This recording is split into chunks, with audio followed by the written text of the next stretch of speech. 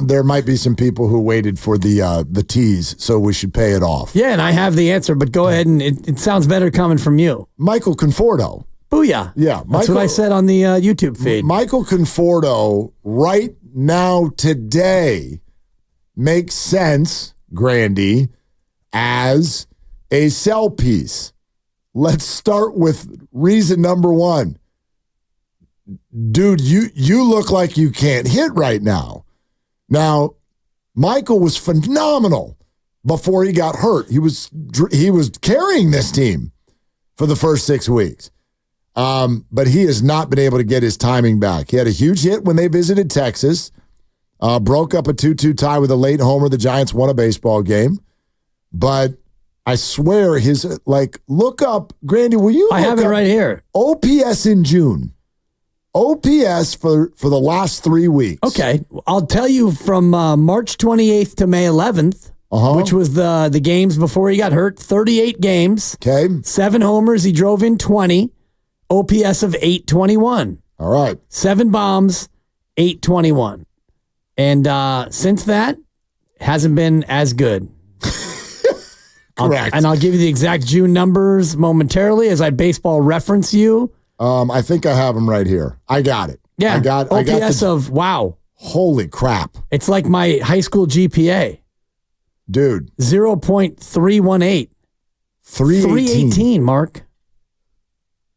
You could double that and say he was struggling. 4 hits in June, 1 homer, 2 runs batted in. He's 4 for 51. 4 for 51. His batting average is below 100. Yeah. I mean, so of course you could trade him, and I guess the buyer would hope that he would be able to turn it around. Well, look, he's Michael Conforto. I know that Giants fans are like, well, so what? He's a good baseball player. Guy's got a track record in the bigs. He's got a powerful bat. He can be a 20 to 30 home run guy. He looked like it at the beginning of this year. He wasn't healthy much of last year. He got Kaplered a lot. This was classically someone who got pinch hit for in the 4th inning quite a bit. Was a platoon player. Didn't like it. This year was given the ramp to be an everyday left fielder. And before the injury, he was fantastic. And after the injury, he's been absolutely dreadful. Now, will he refine something? I would imagine at some point. But there is a second piece to this. Yeah, and the big piece. Everybody knows what I'm about to say. Get out of the way for Luis Matos. Move, Mike. Get out the way. Get out the way, Mike. Yeah, get out the way. I mean, that's if Matos is going to keep doing in AAA what he's doing, and we know what happened last time he was up, that's the kind of thing where, and again, to me, this is all about how you package it. I'm not saying you trade Conforto and bring up Matos because, crap, who cares? Play the kids. No, but if you can sort of scratch 2 things at the same time, you do that, which is, could you get a piece for Conforto? Yeah, probably. More importantly, we're getting pretty close to a spot where I could argue that the development of Matos could be coupled with he's also the better option for right now. Right. If Conforto's going to give you this, well, now those of you who said Matos, now you're right. If you're not getting anything from the people in front of him, then we move on. And I know we spent a couple of weeks, everyone thought it was Matos Slater. And Slater has come back from injury and been a much better player than he was before. Conforto, not so much. So, look, there's a lot more information to gather. The trade deadline is still 6 weeks away. But that's the kind of thing that I can see right now that makes sense to be a quote-unquote sell. Yeah. But it doesn't mean you're waving some sort of a competitive white flag either. It might actually be an upgrade. Correct. And, Matos, since he's been sent down to Sacramento, it's been 13 games, 5 homers. He's driven in 14, and the OPS is 1,075. Hitters Park and all the rest of it, including 6 games in Reno. I get that, which is where he went on his tear. Yes.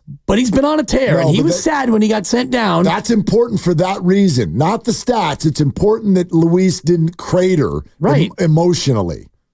That's what I love about that. He went 0 for 4 in the first game, and since then has been on an absolute tear. And he's gotten, like I said, 5 home runs. They all came in that series in Reno, but he's shown that, he was able to shake off the sadness of being sent down. And I do think Conforto's a great trade piece as we get closer to the deadline, if that's something you're looking to do. And heck, also, if you're still in the race, you're going to want to get back to where you can have your offense be dynamic again. And right now with Conforto in there and Nick Ahmed, unfortunately, you watched him play yesterday at Rickwood, and his at-bats are tough to watch. And I know you need his glove because you don't have a lot of other shortstop options defensively. Wisely's good. Ahmed is better. Good enough. But if you have Conforto in there and Ahmed, Yaz can be a tough at-bat at times. All of a sudden, you've got 3 guys who are pretty easy outs in your lineup. Yep. Yeah, that's the problem right now. So I'm not anywhere near that idea of play the kids. And your statement, Grandi, that the baseline is to sell is really interesting. One thing that I think we do too much of as we approach a baseball deadline is we act like teams need to define themselves. They need to declare, almost like they're playing poker. You going high or are you going low? Right. Are you a buyer or are you a seller? Here's what I would say is my baseline. Always be both. Always be both. You should never, ever, ever, ever, never not be both. Every deal is evaluated on its own merits. Is it a good deal for your organization or not? So in other words, like I just described, I might be a seller in the outfield, but a buyer in the bullpen, or a buyer for a starting rotation beset by injuries. Because the Giants should never, certainly not in a situation, whether you like their record or their look or not, if you are sitting right now where they are, a game and a half out of a playoff spot, you should not sell. Like just, we're done. That's it. Get rid of everybody and have more fun with farm systems players. Right. What the hell has that ever done for anybody? Like very, very little. Like even if you are acquiring younger players, they're years away from really having an effect. And deadline baseball has also changed in recent years. People are paying a lot less. Analytics now don't just go to launch angle. They go to, hey, what are we getting for this person that we acquire for 8 weeks? Especially if it's a starting pitcher. It's like, I got a pitcher, big-time name, Madison Bumgarner. Remember, should we trade him? I was like, the reason I didn't trade him is because I guarantee you nobody offered anything for him. For 10 starts. Just 10 starts. Yeah. Now, if you make the playoffs, then blah, blah, blah. But, like, no one's giving you their top prospect for that. So you're getting a single or a double-A guy that's got a long sort of a road in front of him. If that's the right move for that position, great. But you might be looking at another position where you're like, boy, we're going to give up our single-A guy that's a who knows 5 years from now. But it's going to bolster what we're doing on the big league roster right now. I want to be open to that too. Right. I very much think this might be a year for the Giants where you see buy and sell. Well, and I think for me, it's not about buy and sell. It's more like the candy. It's now and later. Because you want to get better now, but you also want to be able to get better later. So can you do both? And if you do a Conforto trade and you bring up Matos, I think you're getting better now because Conforto's struggling, and you also might be able to get a prospect back who can help you later. That's the kind of trade. It's not so much buy or sell. And you're right, it's buy and sell. And I do think that there's a certain amount of optics with this fan base, especially right now, that you have to pay attention to. Any trade that you make cannot feel like a sell. Even if it's a sell, it has to feel like it's a buy. And a Conforto trade would feel like that because, hey, yeah, we traded Conforto. We're not giving up on the year because we're just clearing the way for Matos to come and play. I do think that the fan base is starting to get re-energized and they're starting to feel like this team is going somewhere again. Somewhere. Melvin. Yeah. And if this whole thing flames out and blows up, maybe that all changes over the course of 3 months. But if they stay competitive, if they stay close, if they threaten a wild card, if the young guys continue to come up and show that they are a future of this team, I think that fans would be as happy about that as they would a team that gets the third wild card. Now, here's what I think is, we go buy or sell. And again, I'll say it's not to define it. What I really, really would avoid if I were the Giants, and what we don't know yet is what is your actual position in the standings? Where are we a month from now? That's going to really have a lot to say about this. But what you cannot appear to be is complacent. Last year that stunk. Don't do that. Don't be like, well, we found A.J. Pollock on a park bench downtown. It's big. And we brought him in for 6 at-bats. Is that what it was? Yeah. 6 at-bats. 6 at-bats. One of them almost went over the fence. Almost. Put it in the almost column. It was an AHR. And by the way, we always talk about, like what you even just said, the optics to the fans. I got something that's more important than optics to fans. It's optics to the actual players. Good point. These players, if they play well, they need to see, hey, we got action.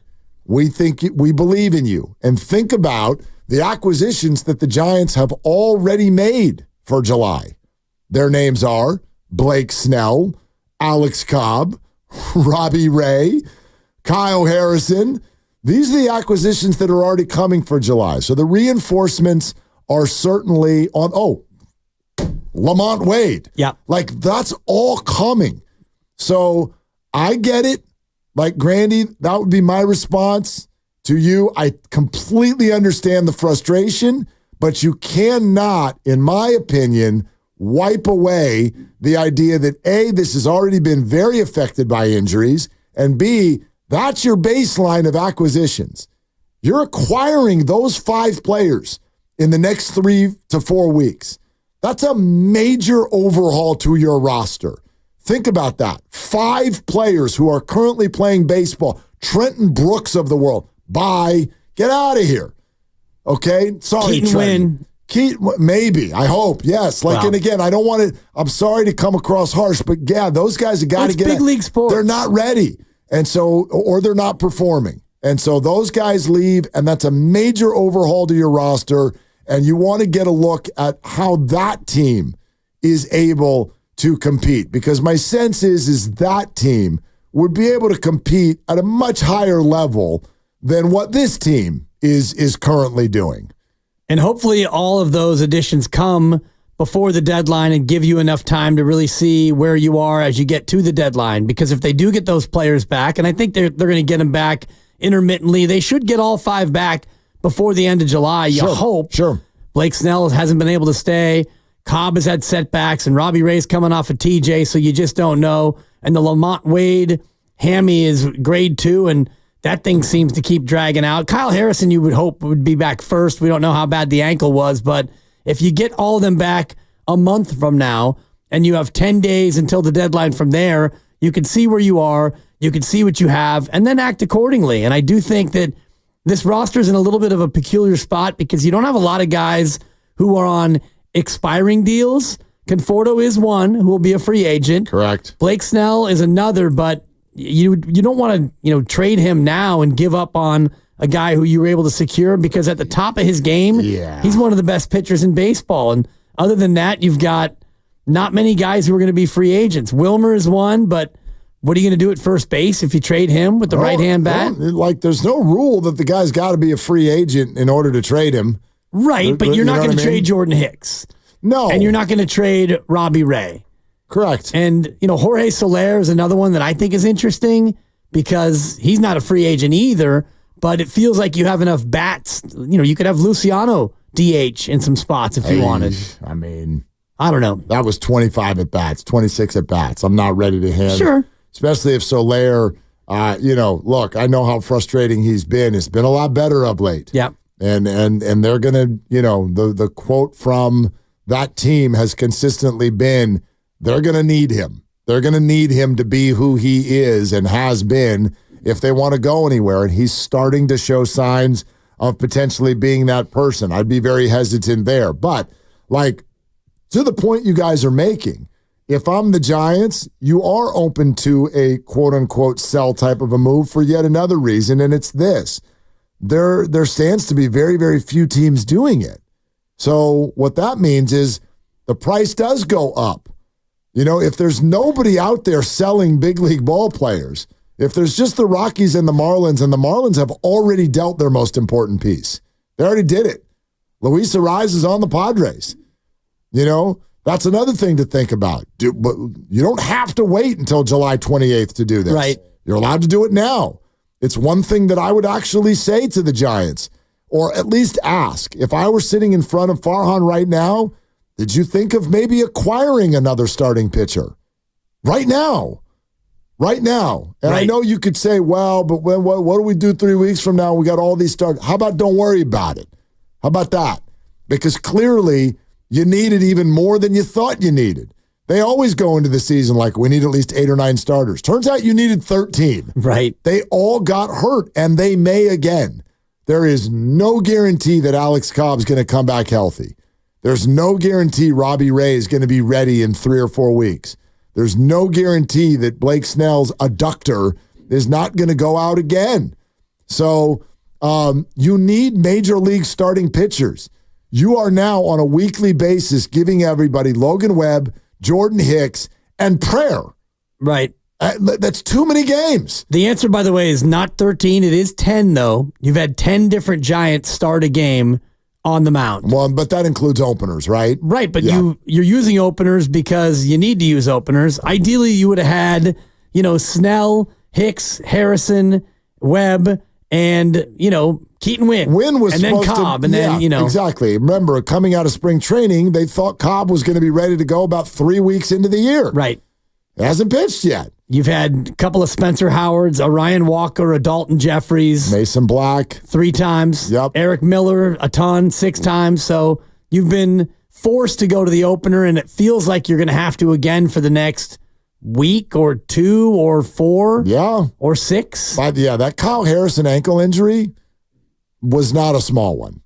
No. It's a sprain, but it wasn't a small one. But it was a sprain and an immediate IL. It wasn't a sprain and let's see how a couple of days go, and then maybe he misses a start. I don't think he was walking very well, let alone being able to plant and pitch. Right. Yeah, I don't think he was walking very well. When you have an injury that is in a weight room and it's an immediate IL stint, you know that it's bad. Yeah. And that's where, we could ask the doc on Tuesday about, where he thinks that would be. And I don't know if they ever gave a grade to it. I never saw an official grade 1, either. Grade 2, but feels like a 2 to 4 week. And then you got to go, a rehab start and all the rest of it. God, it just. Well, the 2 to 4 weeks right now, that's a long time.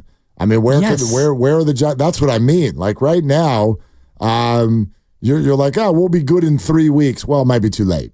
Can I ask you guys something? Sure. So last year, I also felt that the Giants should at least consider selling. And last year was even more unpopular because the team had a winning record and were legitimately in a fight for a real playoff spot. I just didn't. I thought it was fool's gold, and I turned out to be right. Whatever, doesn't matter. Part of the reason why I wanted them to sell, or at least consider, was because it was such a seller's market. There were so many buyers and no one to sell. Felt like you could have gotten quite a lot back for maybe a piece that isn't of terrible value, because it was such a friendly market for sellers. So if it's like that again, which it very well might be, you talked about the NL standings, it might behoove a team or two to consider selling when maybe you shouldn't, considering where you are in the standings. No, I just mentioned a couple minutes ago that obviously there's the chance, at least, there's not a lot of teams doing this. So you have to consider it. I'll agree with you there, but I'm still going to respond and say in certain spots. It cannot be because, in my opinion, because somebody offered us 3 minor leaguers, and trust us, they're really good. They're highly ranked. Right. I don't care. I'm sorry, I just don't. I don't think the fan base is ready for, wait till you see this in 2028. Good Lord, I don't care. It's triggering. I don't even want to hear that. Right. So that's why I bring up Conforto, because is that someone who another team would be like, okay, that's a big league ready player. We need an outfielder. That makes sense to me, or I'd be open to it, even if all you're getting back is prospects, because you have someone else you may rather put out there in left field anyway. But the blanket idea of we're walking in here as a seller because we just don't really believe in our roster, I have a really hard time with that because A, I don't care how ugly it is. You are a game and a half out in the standings. Right. And the second part is, I just told you 5 players you're about to acquire. And the Giants are not going to assess themselves accurately until they know what they look like with those 5 players. And you probably won't do better on the trade market than Snell, Ray, Cobb, and Lamont Wade Jr. Correct. And Kyle Harrison. Like, are you going to be able to acquire a player better than them? Oh, God, no. I doubt it. But if you are going to look to sell, keep in mind the American League is now getting to be a little bit bottom heavy of teams that are fading and getting out of it. So those teams might also be in the seller market. We